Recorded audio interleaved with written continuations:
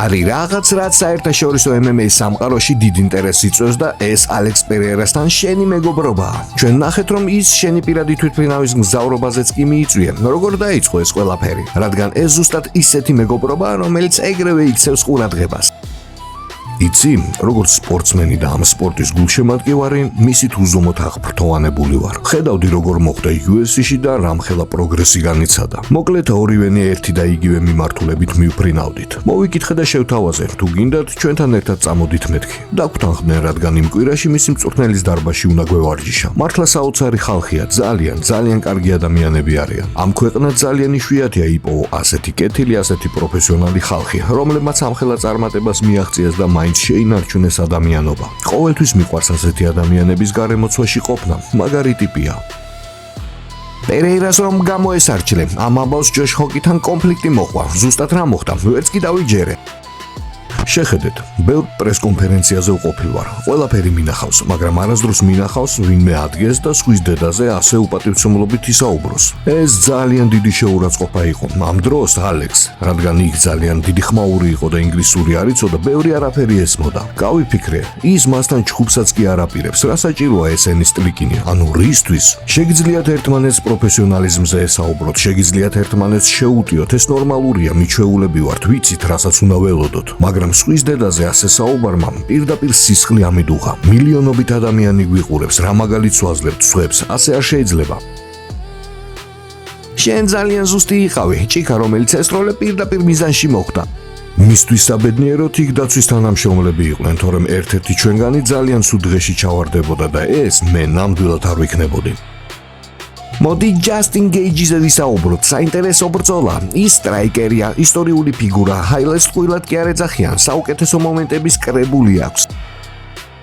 როგორც გულშემატკივარი მისი სტილის დიდი მიმდევარი ვარ, რადგან მომწონს როგორც წარმოაჩენს საკუთარ თავს ოქტაგონზე. ის ნამდვილი მებრძოლია, მაგრამ ტექნიკურ დონეზე, უნარების დონეზე ვხედავ რომ ჩემზე ბევრად სუსტია. და ისევ იმას უბრუნდებით, ბევრი იტყვის რომ არა, ილია ამპარტავანიაო, მაგრამ მოდით დამიმტკიცოს რომ ვწდები. ჩვენ ერთსა და იმავე ოქტაგონზე ვიქნებით 14 ივნისს. დამიმტკიცოს, თუმცა მე ეჭვება რამე შეძლოს. 100%-ით დარწმუნებული ვარ, სრული რწმენა მაქვს რომ პირველსავე რაუნდში დავაძინებ. მისთვის ვერანაირ შანსს ვერ ხედავ. როგორც არ უნდა უყურებდეთ ამას, მართლა მინდა დაგიტოვო იმის ფიქრის შანსი, რომ თითქოს ერთი რაუნდის გადატანას შეძლებს, მაგრამ ამას ვერც ერთი კუთხიდან ვერ ხედავ, ხო გესმის?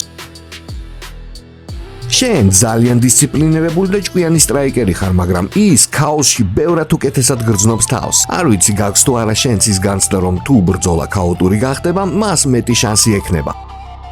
ვერ ხვდები რატო უნდა გახდეს ბრძოლა ქაოტური. მე ქაოსში სიმშვიდე შემომაქვს და სწორედ მაშინ ვცდილობ მაქსიმალურად მშვიდად ვიმუშაო. ასე რომ ზუსტად ვიცი ჩემი მენტალური, ტექნიკური და ფიზიკური შესაძლებლობები და რითი უნდა გამაკვირვოს.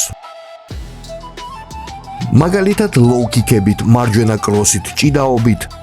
ვიცი ის რასაც შეეცდება, ალბათ იმუშავებს წვიებში დარტყმებით, ხალფ-კიკებით, შეეცდება დამიზიანოს წინა ფეხი. შესაძლოა ისიც სცადოს რომ ჰაი-კიკი გამიტაროს, რადგან იცის რომ ოდესღაც ეგეთი დარტყმა გამიტარებია. რაც შეეხება ჭიდაობას, არ ამგონია რომ მან ჭიდაობა დაიწყოს და თუ მაინც ჭიდაობას შეეცდება, როგორც კი კლინს გავწყვეთ, მას ენერგიის ძალიან დიდი დანახარჯი ექნება. ასე რომ არ ვიცი აირჩევს თუ არა ამას, რადგან კი ბატონო, შეგიძლია ჭიდაობაზე წახვიდე, მაგრამ მერე ფეხზე დგომა და ბრძოლის გაგრძელება მოგიწევს. ფიზიკურად კი ჯასტინზე 1000 ჯერ უკეთესად ვარ მომზადებული, უბრალოდ მის გვერდით დამაყენე და ამას შეუიარაღებელი თვალითაც დაინახავ. რეალობა ისაა, რომ თქვენს შორის არანაირი პირადი დაპირისპირება ან წყენა არ არის, მხოლოდ დიდი პატივისცემაა. ამ შემთხვევაში შენი აზრით, რომელი სპორტული ისტორია წარმოაჩენს ამ ბრძოლას ყველაზე უკეთ? ის ფაქტი, რომ ის თეთრ სახში გაიმართება?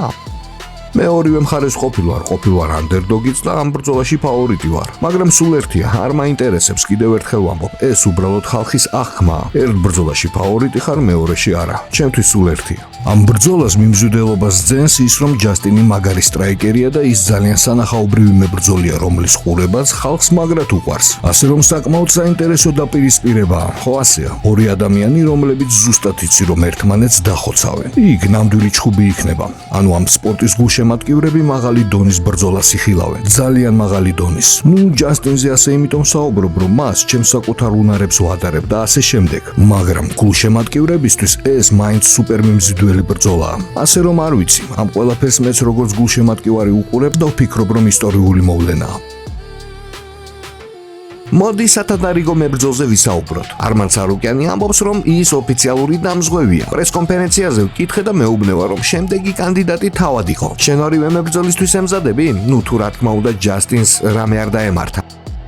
ერთადერთი რისი შემოტანას არმანს ბრძოლაში შეუძლია ჭიდაობა. მე კი რაც თავი მახსოვს, სულ ჭიდაობა. მაქსიმალურად ვარ მომზადებული. ნებისმიერი ტიპის სცენარისთვის ვემზადები. საქმე იმაშია, რომ ზუსტად ვიცი რის გაკეთებას შეეცდებოდა ის ბრძოლაში. მაგრამ ძალიან მალე მიხვდებოდა, რომ მე სულ სხვა დონის სპორტსმენი ვარ. საერთოდ არ გავარ არავის, ვისაც ის აქამდე შეხვედრია. ისე ეხლა თამამი გამონათქვამებით გამოდის, მაგრამ როცა მომენტი დგება, ისინი პანიკაში ვარდებიან და მით უმეტეს არმანი. მოდით რა, მას პატარა ბავშვის ჭკუა აქვს. ის უბრალოდ ლაწირაკია, რომელიც თამაშობს. ფიქრობს, რომ თითქოს მდიდრების თამაშს თამაშობს და არც კი არის მდიდარი, არც მამამისი.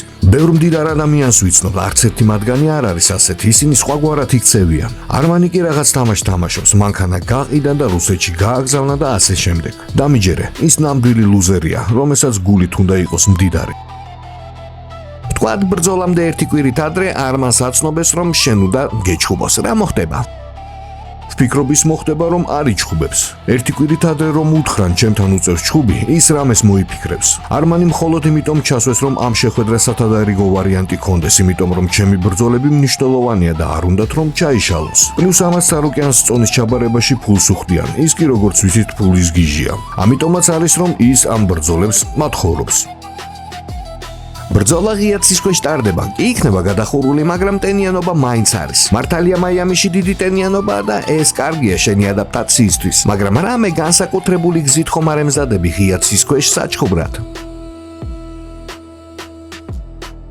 ბევრს ვარჯიშობ ღიაცის ქვეშ, ვცდილობ ადაპტაციას, ვეჩვევი ტენიანობას, ასე რომ არანაირი პრობლემა არ იქნება, მაგრამ ყველაზე მთავარი ის არის, რომ რა პირობებშიც მე ვიქნები, ჩემი მეტოქეც ზუსტად იმავე პირობებში იქნება, ასე რომ ყველაფერი კონტროლის ქვეშ არის.